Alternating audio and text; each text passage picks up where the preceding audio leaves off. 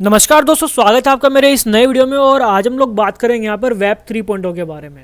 And इस video में आपको मैं बिल्कुल आसान भाषा में समझाने वाला हूँ वेब 3.0 एक्चुअली क्या होता है और कैसे ये इथीरियम, बिटकॉइन और क्रिप्टो से रिलेटेड है।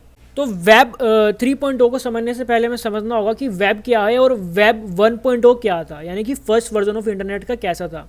तो इंटरनेट जो है ना, वो वेबसाइट्स के ही ग्रुप को, यानी कि जितनी भी यहाँ पर इंटरनेट के ऊपर इंफॉर्मेशन है या वेबसाइट डली हुई है, उन्हीं के ग्रुप को इंटरनेट कहा जाता है। जैसे कि हम जानते भी हैं WWW यानी कि वर्ल्ड वाइड वेब। तो वेब का एक समूह, वेबसाइट्स का एक ग्रुप को ही यहाँ पर वेब कहा जाता है। तो पहले के टाइम में जो फर्स्ट वर्जन था, जो कि यहाँ पर 1991 से 2005 तक आया था, उस टाइम पे जो वेबसाइटें डलती थी ना इंटरनेट के ऊपर या डेटा आता था, उसको रीड ओनली बोला जाता है। यानी कि आप बस उसको रीड कर सकते थे, ना तो आप कोई कमेंट कर सकते थे, ना ही कोई इंटरेक्शन कर सकते थे, ना ही आप एंगेज कर सकते थे उस वेबसाइट और डेटा के साथ।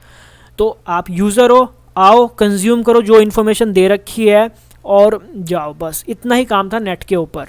अब इसके क्या प्रॉब्लम्स क्या थी, तो यहाँ पर इंटरेक्शन नहीं था, स्टैटिक पेजेस से, सिंपल से रीड ओनली था और प्रॉफिटेबल नहीं था, बिकॉज यहाँ पर ऐड ही रन नहीं हो सकती थी, तो रेवेन्यू कैसे जनरेट होगा। बिजनेसेस यहाँ पर नहीं थे, सिंपल सी कुछ छोटी कुछ वेबसाइटें थी गिनी चुनी, जो यहाँ पर कुछ फोरम्स के थ्रू चलाई जाती थी, ग्रुप्स के थ्रू, और वही यहाँ पर इन्फॉर्मेशन अपलोड करते थे। तो हम जैसे यूज़र थे ना, वो यहाँ पर इन्फॉर्मेशन अपलोड नहीं कर सकते थे। काफ़ी कॉम्प्लिकेटेड होता था इन्फॉर्मेशन अपलोड करना। ये नहीं किया कि हमने एक ऐप उठाई, अपनी फ़ोटो ली और अपलोड कर दी। तो इतना आसान नहीं था, पहले काफ़ी टफ था।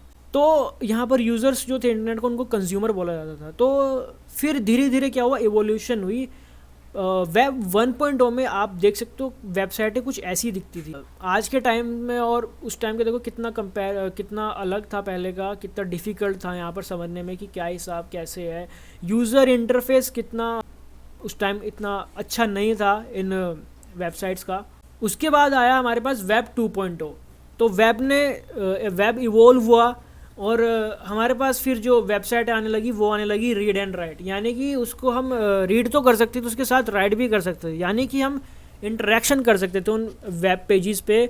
हम कमेंट कर सकते थे, हम इंटरेक्ट कर सकते थे, हम रिप्लाई कर सकते थे, हम लाइक कर सकते थे, हम खुद का कंटेंट उन वेबसाइट के ऊपर अपलोड कर सकते थे। एंड जिसकी वजह से यहाँ पर वेब्स पेजेस और जो वेबसाइट थी, जो एप्स थी, उन्होंने भी हमसे इन्फॉर्मेशन लेनी शुरू कर दी। तो जैसे आप जानते हो, यूट्यूब, फेसबुक ऐसे प्लेटफॉर्म है जो खुद का कंटेंट नहीं जनरेट करते हैं। वहाँ पर जो यूज़र्स हैं वही यहाँ पर कंटेंट डालते हैं और यूज़र्स ही उस कंटेंट को कंज्यूम करते हैं। तो एक तरह से आप कह सकते हो कि इन्होंने हमारे से डेटा लेना शुरू कर दिया, कलेक्ट करना शुरू कर दिया।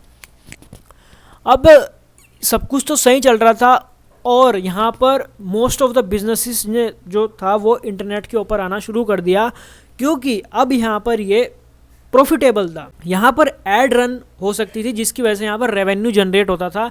तो यहाँ पर लोगों ने डेटा डालना शुरू कर दिया, इंटरेक्शन बढ़ा, क्योंकि अब यहाँ पर एक तरह से बिजनेस हो सकता था इंटरनेट के ऊपर। तो ये कुछ एडवांटेजेस थे वेब 2.0 के। बट इसके साथ साथ यहाँ पर कुछ प्रॉब्लम्स भी आने लगी वेब 2.0 में। वो प्रॉब्लम क्या थे? लैक ऑफ प्राइवेसी सबसे बड़ा इशू है आज। डेटा का इशू है, डेटा का मिसयूज़ हो सकता है कभी भी आपका। अब ये सब जो प्रॉब्लम्स है, ये हैं क्यों आखिर? ये है एक सेंट्रलाइज सिस्टम की वजह से, क्योंकि जो क्लाइंट हम हैं ना, यूज़र्स, उन्हीं को क्लाइंट बोला जाता है। तो वो जो डेटा इन ऐप्स और प्लेटफॉर्म के ऊपर डालते हैं, वो आखिर जाता कहाँ है? तो वो जो ये प्लेटफॉर्म ने बड़े बड़े सर्वर रखे हैं ना, उनके अंदर जाके हमारा डेटा सेव हो जाता है। अब सपोज़ करो मैंने यहाँ से या किसी यूज़र ने यहाँ से अपलोड करी फ़ोटो, और इस यूज़र को वो फ़ोटो देखनी है, तो सबसे पहले वो इस सर्वर में जाएगी, उस प्लेटफॉर्म का जो सर्वर है उसके अंदर, और फिर यहाँ से वो फैच करेगा, रिक्वेस्ट करेगा, और फिर क्लाइंट के पास वो फ़ोटो जाएगी जो यूज़र बी देखना चाहता है। इस तरह से यहाँ पर चलता है। तो सारा कंट्रोल सर्वर के हाथ में है। वो चाहे तो मेरी जो यहाँ पर अपलोड कर रहा हूँ उसको डिक्लाइन भी कर सकता है और इसकी रिक्वेस्ट को भी डिक्लाइन कर सकता है। सारा डेटा, सारा कंट्रोल इस सर्वर के हाथ में है, जो कि एक सेंट्रलाइज सिस्टम में होता है। यानी कि जो हमारा डेटा है, अब उसके ऊपर किसी और का कंट्रोल आ चुका है और वो हमारे डेटा के साथ कुछ भी कर सकता है। प्राइवेसी नहीं है हमारे डेटा की, इंटीग्रिटी नहीं है। हम नहीं कह सकते कि हमारा डेटा जो है वो सिक्योर है या नहीं। अब यहाँ पर ऐड काफ़ी अनोइंग हो चुकी थी। धीरे धीरे शुरुआत में तो हमें ऐड सही लगी, मतलब रेवेन्यू जनरेट हो रहा था, बट कुछ ज़्यादा ही यहाँ पर मोनोपोली होने लगी और हमारे डेटा के थ्रू हमको यहाँ पर कंट्रोल किया जाने लगा, कैसे ऐड दिखा दिखा कर। तो यहाँ पर इन्होंने हमारी सारी इन्फॉर्मेशन कलेक्ट करनी शुरू कर दी, इसकी वजह से ये वैसी टारगेटेड एड्स हमको दिखा सकें। तो आपने भी यहाँ पर ये ज़रूर एक्सपीरियंस किया होगा कि जैसे आप अगर गूगल पे कुछ सर्च कर रहे हो, कोई कपड़ा वगैरह या कोई सामान या कोई वॉच, कोई शूज़, तो वैसे ही शूज़ आपको हर जगह दिखाए जाते थे, क्योंकि वो जो डेटा था वो कलेक्ट कर लिया गया कि हाँ अच्छा ये इंसान ऐसे शूज़ या ऐसे क्लोथ्स लेने की सोच रहा है, तो इसको ऐसे ही ऐड दिखाता है, क्या पता खरीद ले। तो यहाँ पर हमारे ऊपर एक तरह से आप कह सकते हो नज़र रखनी शुरू कर दी।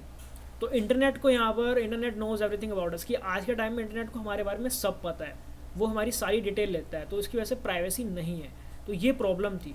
ओके, और आने वाले टाइम में एक प्रॉब्लम काफ़ी बड़ी होने वाले, बिकॉज सारा जो यहाँ पर मोस्ट ऑफ द प्लेटफॉर्म्स है वो इंटरनेट के ऊपर आ रहे हैं। इंटरनेट हमारी लाइफ का एक काफ़ी बड़ा पार्ट बनता जा रहा है। तो ऐसे में क्या चाहिए कि इंटरनेट का डिसेंट्रलाइज्ड होना बहुत ज़रूरी है, ताकि यहाँ पर मोनोपोली ना क्रिएट हो, पावर किसी एक कुछ चंद प्लेटफॉर्म के हाथ में ना रह जाए।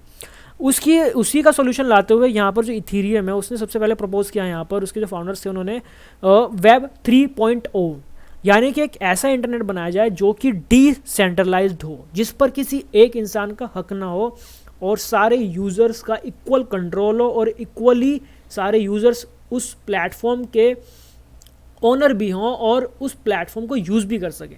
जैसा कि हमको पता है कि सेंट्रलाइज्ड सिस्टम में जो प्लेटफॉर्म है वही ओनर कहलाता है, हम सारे कंज्यूमर्स कहलाते हैं। बट इस वाले डिसेंट्रलाइज्ड सिस्टम में जो ये है, इसमें जो कंज्यूमर्स हैं वही ओनर होते हैं। तो जिसने जो प्लेटफॉर्म बनाया ना, जो वेब 3.0 में प्लेटफॉर्म बन भी रहे हैं, जो एप्लीकेशन बन भी रहे हैं, उनके डेवलपर भी उसके ओनर नहीं होते हैं। उसी को ट्रू डिसेंट्रलाइजेशन कहा जाता है, जो कि इथीरियम यहाँ पर ट्राई कर रहा है करने की। तो इथीरियम जो आप ब्लॉकचेन जानते हो वो डिसेंट्रलाइज्ड ब्लॉकचेन है, जिस पे किसी एक का हक नहीं है, सारे यूजर्स इसको इक्वली यहाँ पर यूज़ करते हैं।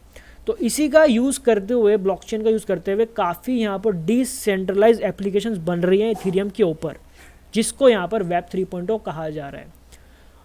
तो मोस्ट ऑफ द क्रिप्टो के जो लेजिटिमेट प्रोजेक्ट्स हैं, जैसे बिटकॉइन हो गया, इथीरियम हो गया, या लेयर 2s होंगी, पॉलीगन वगैरह, वो यहाँ पर पॉसिबल कर रही हैं वेब 3.0 को लाने की।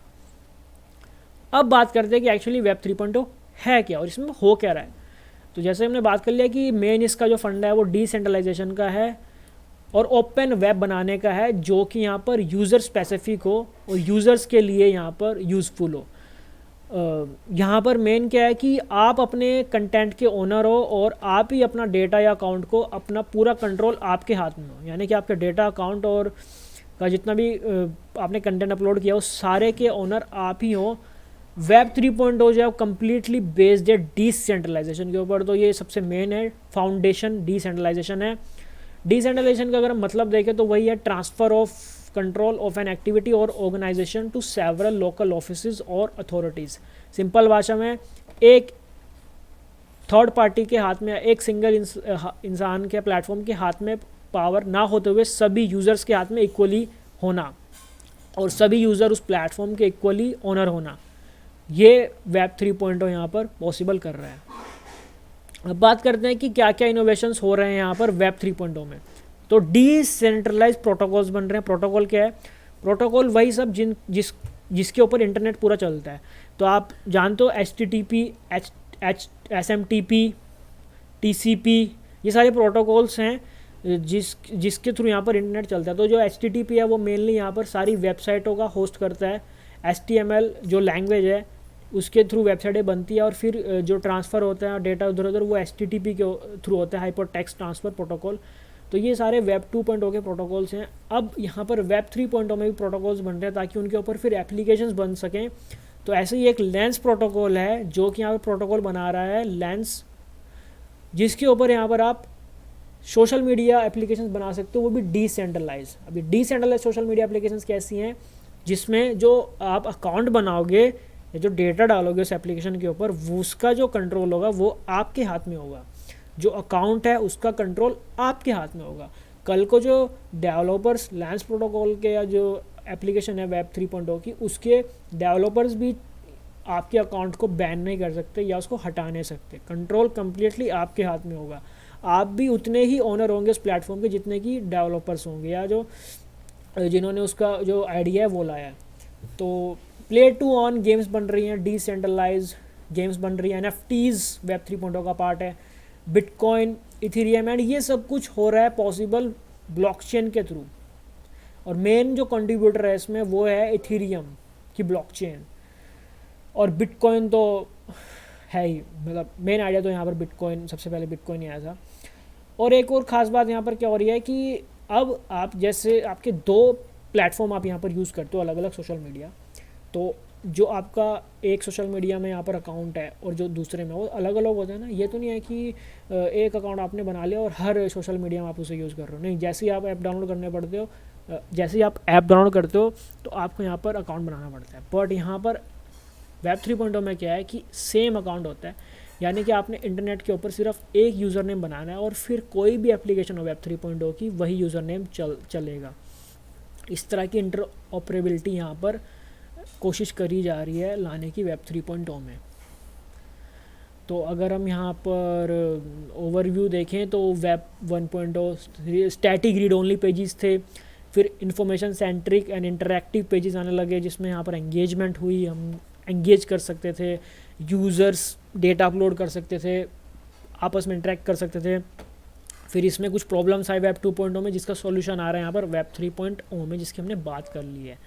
तो ये जो वर्जन है ये वाला इंटरनेट का, ये भी प्रोग्रेस में है एंड धीरे धीरे यहाँ पर प्रोग्रेस हो रही है इस वर्जन में। तो यही था यहाँ पर वेब 3.0 के बारे में, एंड आई एम श्योर मैं आपको आसान भाषा में यहाँ पर समझा पाया हूँ एक्चुअली वेब 3.0 है क्या और कैसे ये क्रिप्टो से लिंक्ड है, ब्लॉकचेन से लिंक्ड है। अगर आपको वीडियो पसंद आई हुई तो प्लीज़ लाइक एंड सब्सक्राइब करना मत भूलिएगा। हम आपको मिलेंगे अगली वीडियो में, तब तक के लिए बाय बाय।